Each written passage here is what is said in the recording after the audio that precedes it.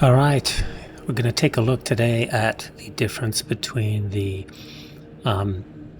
fencing and the blocking weapon. I've recently been making the switch to blocking weapons. So here you can see the Thunder Hammer, and it's currently the balanced version. Balanced is usually going to have the highest total of the three stats here. That's going to be the damage done on a swing, how quickly you swing, and how many targets in front of you can be hit at the same time. The balance gets all this extra attack, speed, and cleaving, but the penalty is it has the smallest parry and the smallest block windows. If you take the fencing version, which is what I've always used up until now, you're going to lose strength. You might gain some speed, sometimes it varies by weapon, but your cleaving potential is going to go down here. But you're going to increase your perfect parry window by about 50%, I believe. And what I've been doing is switching over to the block. Apparently the blocks were just not getting picked and not getting used. So what the developers did, this was in update 5.0, is they added the adrenaline surge. And what adrenaline surge does is when you have a perfect block, you build up damage potential. The first stage of the damage potential is 30% increased damage on the next swing. And then the next one is 90% damage, AoE, knockback, and interrupt, and gain of health. And we're going to see all of those happen a little later on. So the original post from the developers said that the weapon would be 3 stages. I don't know if they meant 0, 1, and 2, the 3 levels which you see in the counter in-game. But there are only 2 levels as far as I can tell, and while I can't find any published numbers from the developers, the online consensus, if you can believe it, is 30% for 1 level and 90% for 2. Now, I think there's a difference between consciously trying to game up that advantage or just blocking and using what you get when you get it. I don't know if the 90% is 90% of the attack you would normally make, or if there is a standard amount of damage that the second level does. There's no way to measure that. The game is, of course, not very transparent. You can also do this, of course, for all the other weapons. Right, so there's a balanced version, a fencing version, and a block version. You can see that the numbers change here for all of those. And if you're using a block or a parry version, you may also find yourself wanting to change your perk tree. So that's all going to depend. You're going to be very careful about whether something that's tuned for a weapon version that you're using doesn't quite get the same kind of strength when you switch it out for a different version. Okay, so I'm going to close out this app because my card can't handle running that and running the video window in 4K that I'm going to run. Okay, so here you can see we are in combat in Inferno at the end fight, and I have the chainsword. And we're going to run this in slow-mo. You want to look up here. What we're going to be looking for is a shield with some little flames on it. Now see if we can pass this on. Here we go. So this is at, I think, 1/4 speed.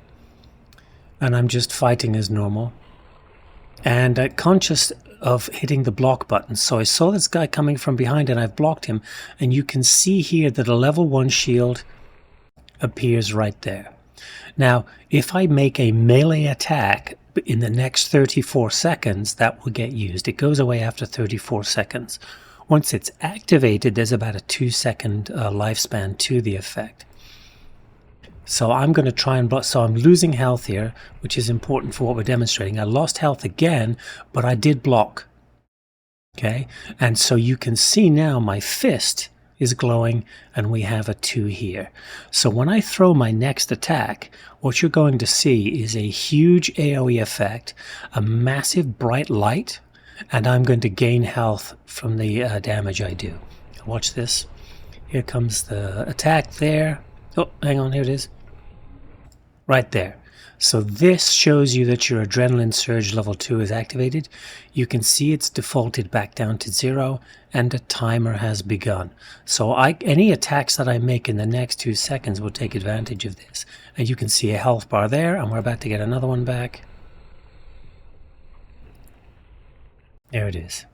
Okay, so you are, because you have a reduced parry and probably a bit of a reduced defensive ability, going to find yourself getting hit more. I do. I'm not the very best of players, but there is a bonus to that, right? In that you are going to get your health back, just like contested health. You're going to get your shields back, excuse me. Shields is health. It's just like barrier in Warhammer Fantasy. And then you're going to get that extra damage bonus. So let's plug back just a tad here. Where are we on there? Okay, we'll go back a little tad here. Come on, you can go. That's a little too far. We're just going to let it play, and we'll let it play in regular speed. And there it is.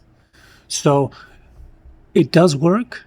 It was very difficult to switch from being a parry guy to a blocking guy. I wish that the assault had block as its additional window. It comes with the skill, if you remember, of a 50% increase to perfect dodge. So I have been trying to learn that mechanism. It has been a very difficult switch for me, especially after 5-6 months coming back in, but I am enjoying it. And I do like the being more offensive. There are often times when, if you're just using the parrying weapon or the balanced weapon, perhaps you're not killing a single enemy, but I don't find the dueling a single enemy is the purpose of the assault. The assault's job is to get into an area and lay waste to everything in it, and do large amounts of damage to groups with the ground pound. Now I'm going to see if I can bring up this one. We're going to go, this one it's easier to see because there aren't a number of enemies around me in this one. Okay, so this guy here, we're going to go forward slowly. I'm in a duel with these two here.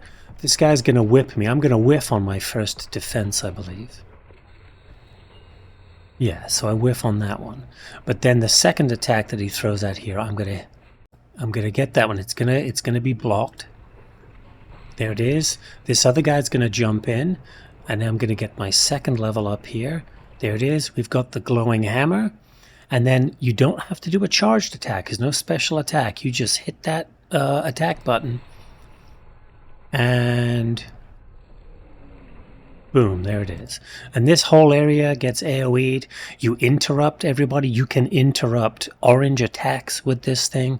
You do a large amount of AoE damage. It's very, very satisfying when you pull one off. Yes, of course, it's much better to do it in a large group, but I isolated this one because you can see that you can see it without the interference from the other character. So let's play this regular speed.